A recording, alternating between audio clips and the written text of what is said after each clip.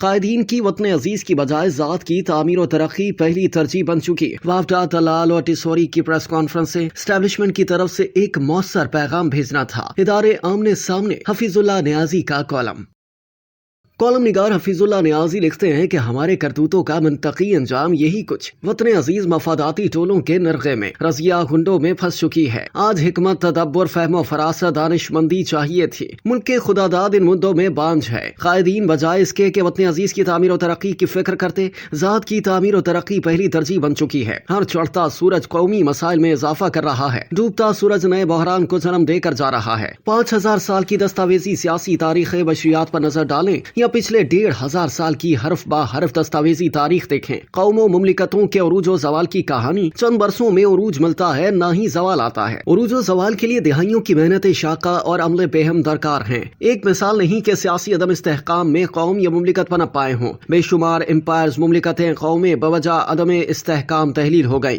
جن قوموں اور مملکتوں نے عظمت کی دھاگ بٹھائی، اس کی وجہ ان کا سیاسی استحکام ہی تو تھا۔ پہلے وزیر اعظم لیاقت علی خان 16 اکتوبر 1951 کو شہادت سے آج تک مملکت سیاسی عدم استحکام کی دلدل میں ہے۔ 72 سال سے سیاسی عدم استحکام مملکت کی چونیں ہلا چکا۔ مملکت خداداد کی سخت جانی نہ پوچھئے کہ تب سے قائم و دائم ہے۔ 1971 میں مملکت دو لخت ہوا۔ سبق کیا سیکھتے؟ گروؤں نے گر اور حکمت عملی کی تبدیلی پر اکتفا کیا۔ مملکت جہاں پہنچ چکی ہے، نقار خانے میں ذمہ داروں کا تعین ممکن نہیں۔ جھوٹ ہاتھوں ہاتھ بک رہا ہے۔ سچ کا گاہک ڈھونڈنا جو شیر لانا ہے۔ پچھلی ایک دہائی میں عدلیہ نئے پریکٹس اینڈ پروسیجر نظام کے تحت اسٹیبلشمنٹ کے زیر استعمال رہی۔ ریاست پاکستان کے خلاف جرائم میں عدالتی نظام برابر شریک رہا۔ ان 10 برسوں کا اینڈ بینیفیشری عمران خان ہر واردات میں شریک رہا۔ آج کل عدلیہ اپنی کمی بیشی کا بوجھ اسٹیبلشمنٹ کے مضبوط کندھوں پر ڈال رہی ہے۔ 6 ججز نے چیف جسٹس آف پاکستان کو 6 ہفتے پہلے ایک خط ارسال کیا۔ خط میں اسٹیبلشمنٹ خصوصاً خفیہ ادارے کو آڑے ہاتھوں لیا گیا۔ سپریم کورٹ نے اس خط پر نوٹس لے رکھا ہے۔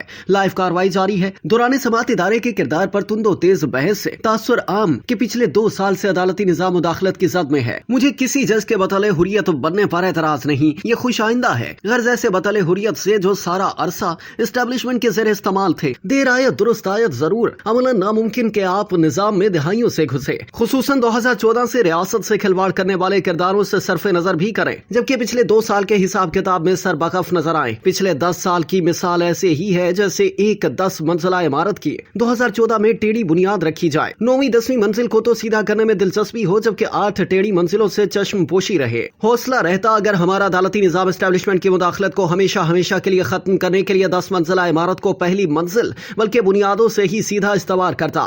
خاطر جمع پچھلے 10 سال سے آج موجودہ نظام کو ابتر بنانے میں عدلیہ عمران خان برابر کے شریک۔ تمام مجرموں کی گوشمالی بغیر عدلیہ دیوار سے ٹکر مار کر اپنا سر توڑ سکتی ہے۔ حاصل حصول خرابی ہی رہنا ہے۔ 6 ججز کا خط یقیناً کسی سیاسی یا دنیاوی منافعت کے لیے نہیں بلکہ خالصتاً عدالتی نظام کو بیرونی دباؤ سے نکالنا ہے۔ سپریم کورٹ کے پاس سنہری موقع کے پچھلے 10 سال کی غلطیوں کو درست کر لے۔ 6 ججز کا خط 11 پیراگراف پر مشتمل ہے۔ پہلے پیراگراف میں خط لکھنے کی وجہ پیراگراف نمبر 2 تا 5 7 کا متن جسٹس شوکت صدیقی بنام فیڈریشن سے متعلق جو خط کی وجہ وجود ہیں۔ Paragraph number 6 Imran Khan case کا حوالہ اور پیراگراف نمبر 8 تا 11 عمومی استدعا ہے۔ اس خط میں متعین وجود یعنی گراؤنڈز کے 6 پیراگراف جسٹس صدیقی کی کہانی، جنرل فیض کے دباؤ کا حوالہ خط کا بنیادی نقطہ ہے۔ بقول جسٹس صدیقی جون 2018 میں جنرل فیض نے ان سے رابطہ کیا کہ ان قریب احتساب عدالت نواز شریف کو سزا سنانے جا رہی ہے، آپ ضمانت نہیں دیں گے وگرنہ ہماری محنت ضائع جائے گی۔ جنرل فیض پیشگی نواز شریف کی سزا کا مستع سنا رہے تھے۔ 2 تاریخیں اور ذہن نشین رکھیں۔ 6 جولائی 2018 نواز شریف کو سزا سنائی گئی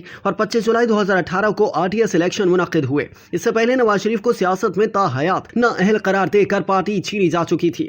مؤدبانہ گزارش، اگر جسٹس صدیقی کیس اس خط کی بنیاد ہے تو 2014 تا 2018 میں جھانکے بغیر انصاف کے تقاضے ہرگز پورے نہیں ہوں گے۔ ایسا تاثر عام کیونکہ سپریم کورٹ کی دلچسپی محض پچھلے 2 سال کے معاملات ہیں۔ نواز شریف کو زور زبردستی سیاست سے باہر رکھنا، عمران خان کی حکومت کا خاتمہ، الیکشن 2018 اور الیکشن 2024 میں عدلیہ اور اسٹیبلشمنٹ کے کردار کا ناپ تول کیے بغیر صحیح لا حاصل، مزید خرابی کو ہوا ملنی ہے۔ پچھلے 10 سال کا احاطہ ہوگا تو حکم بین الناس بالحق کے تقاضے پورے ہوں گے۔ کل کا دن اہم، فیصل وافدہ، طلال چودھری اور کامران ٹیسوری کی رضاکارانہ پریس کانفرنس سے اسٹیبلشمنٹ کی طرف سے ایک مؤثر پیغام بھیجنا تھا۔ حاصل کلام اتنا، ادارے ایک دوسرے کے آمنے سامنے آ چکے ہیں۔ 2014 سے سیاسی عدم استحکام کے بوئے بیچ پکی فصل کٹنے کے لیے تیار ہے۔ فیصل وابڈا کی للکار میں پیغام واضح کہ کسی ادارے کو یہ حق نہیں کہ دوسرے ادارے کو بے وقت کرے اور خود کو رفتیں بخشے۔ کیا گھمسان کا رن پڑنے کو ہے؟ سیٹی بچ چکی ہے، میدان سج چکا ہے، اب تو ہونی نے ہونا ہے۔ عمران خان پارٹی نجی محفلوں میں اور سوشل میڈیا پر واشگاف اعلان فرما رہی ہے کہ پاکستان سے پہلے عمران خان نہیں تو پاکستان نہیں۔ حکومت کا مفاد کے ریاست کو کیسے بچایا جائے، موجودہ نظام کو کیسے کھینچا جائے۔ خدشہ ہے کہ تدبر حکمت کی غیر موجودگی مملکت کو کسی ایمرجنسی یا غیر معمولی بحران سے دوچار نہ کر دے۔ کیا وہ بدقسمت تاریخ دن سر پر آن کھڑا ہے جس کی پیشن گوئیوں اور قیاس آرائیاں جاری و ساری تھی؟ مملکت باقی تو ہم باقی، مملکت فنا تو قوم با جماعت فنا۔ رحم یا اللہ رحم۔